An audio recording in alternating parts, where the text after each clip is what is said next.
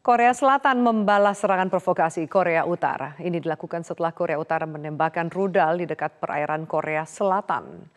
Dan pemirsa, inilah video serangan balasan atas provokasi Korea Utara yang dilakukan pesawat tempur Korea Selatan.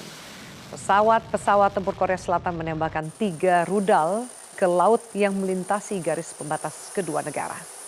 Aksi balasan ini dilakukan setelah sebelumnya Korea Utara memprovokasi dengan menembakkan sejumlah rudal di mana satu rudal jatuh tepat di dekat perairan Korea Selatan. Peristiwa tersebut membuat pemerintah Korea Selatan mengeluarkan peringatan untuk penduduk di sebuah pulau terpencil segera dievakuasi dan berlindung di dalam bunker.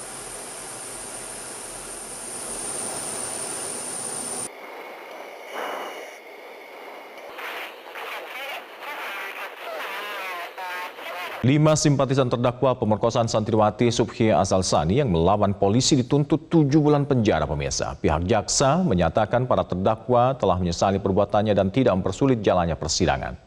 Pengadilan Negeri Jombang, Jawa Timur menggelar sidang pemecahan tuntutan dalam kasus obstruction of justice atau melawan proses penegakan hukum dengan terdakwa 5 simpatisan Subhi Azalsani terdakwa kasus pemerkosaan santriwati.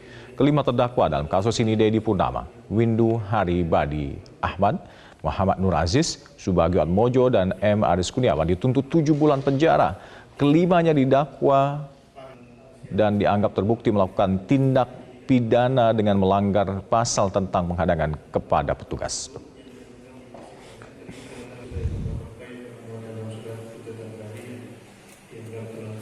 Menteri Pertanian Syahrul Yassin Limpo meresmikan pabrik pakan ternak di Kabupaten Pasuruan, Jawa Timur.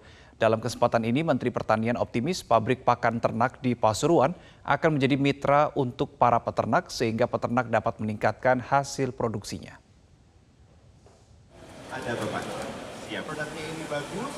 Menteri Pertanian mengapresiasi pabrik pakan ternak di Pasuruan yang mengambil peluang usaha pakan ternak. Industri pakan ternak memiliki potensi dan peluang untuk dapat berkembang seiring dengan terjadinya peningkatan permintaan penyediaan daging ayam ras serta peningkatan konsumsi di masyarakat. Pernyataan itu disampaikan Menteri Pertanian Syahrul Yassin Limpo saat meresmikan pabrik pakan ternak The Hus di Kecamatan Keraton, Kabupaten Pasuruan, Jawa Timur. Mentan yakin dan optimis pabrik pakan ternak akan menjadi mitra yang baik untuk para peternak sehingga mereka dapat meningkatkan hasil produksinya sesuai dengan upaya pemerintah mewujudkan kemandirian dan ketahanan serta keamanan pakan nasional. Mentan juga berharap kepada pabrik tersebut bisa memproduksi 300 ton pakan ternak per tahun untuk dapat menghasilkan produk yang bermutu dengan harga jual yang murah agar terjangkau oleh para peternak. Saya yakin industri ini bahwa ini adalah investasi dan dari seluruh. Kunjungan kerja Wakil Menteri Pertanian atau Wamentan Harfiq Hasnul Kolbi ke Kabupaten Aceh Barat Aceh diisi dengan memberikan kuliah umum di Universitas Teuku Umar. Masyarakat bukan. Kuliah umum dengan tema membangun sinergi mewujudkan ketahanan pangan menyambut Indonesia Emas tahun 2045 diberikan Wamentan kepada mahasiswa beserta jajaran Muspida Kabupaten Aceh Barat. Melalui kuliah umum ini diharapkan para mahasiswa nantinya dapat berperan dan berkontribusi menciptakan ketahanan pangan nasional yang handal usai mengenyam bangku kuliah. Pemerintah saat ini terus melakukan berbagai upaya dalam antisipasi ancaman krisis pangan. Melalui Kementerian Pertanian, pemerintah terus melakukan edukasi kepada seluruh lapisan masyarakat untuk berperan dan berkontribusi dalam menjaga ketahanan pangan nasional sejak dini. Menurut Wamentan Harfiq Hasnul Kolbi, Kementan mendorong masyarakat berkontribusi dalam bidang pertanian untuk mengurangi ketergantungan bahan pangan dari luar negeri. Capaian kinerja sektor pertanian selama ini menunjukkan prestasi yang membanggakan. Hal ini terbukti dari ekspor sektor pertanian tahun 2021 yang meningkat mencapai 625 triliun rupiah. Sebelum memberikan kuliah umum, Wamentan juga melakukan launching pengembangan kawasan Food Estate Makorem 012 Teuku Umar Aceh Barat. Tentu saja bagaimana membuat kegiatan-kegiatan seperti ini tentu saja juga untuk merangsang anak-anak muda, utamanya mahasiswa yang bergiat mengambil prodi di bidang pertanian, Fakultas Pertanian ini untuk lebih paham lagi ya mengenai apa sih pertanian ini ke depan, utamanya Aceh ini juga mempunyai potensi seperti apa. Hadir di tengah kami juga ada Pak Pangdam, Pak Danpres, Pak Rektor.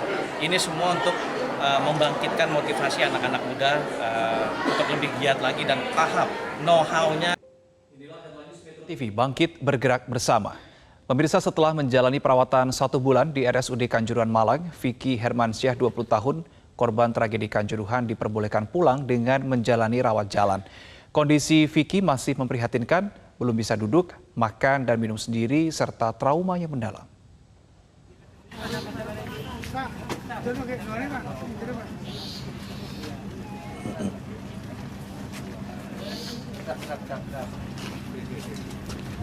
Vicky Hermansyah tiba di rumahnya di Desa Kesambi, Kecamatan Porong, Sidoarjo pada hari Rabu 2 November 2022. Vicky pulang diantar mobil ambulans beserta tim medis RSUD Kanjuruhan Malang.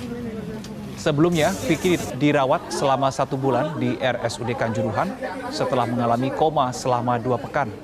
Saat perawatan medis, kondisi kesehatan Vicky sangat labil dan sempat kritis 2 kali. Saat dipulangkan, kondisi Vicky juga masih memprihatinkan. Vicky bahkan belum bisa duduk, belum bisa makan atau minum sendiri.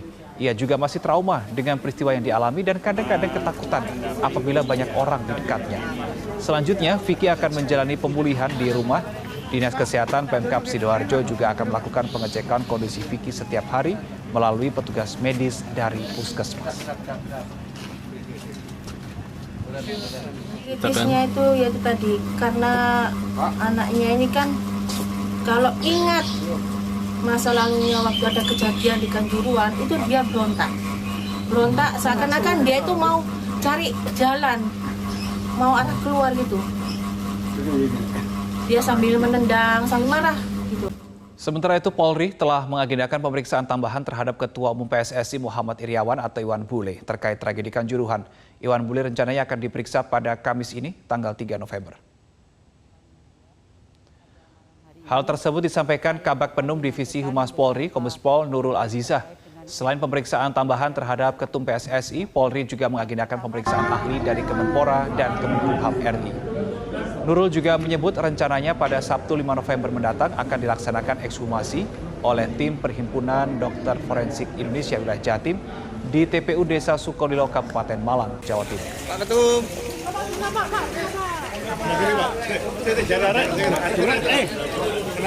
Gak rebutan apa? Waduh.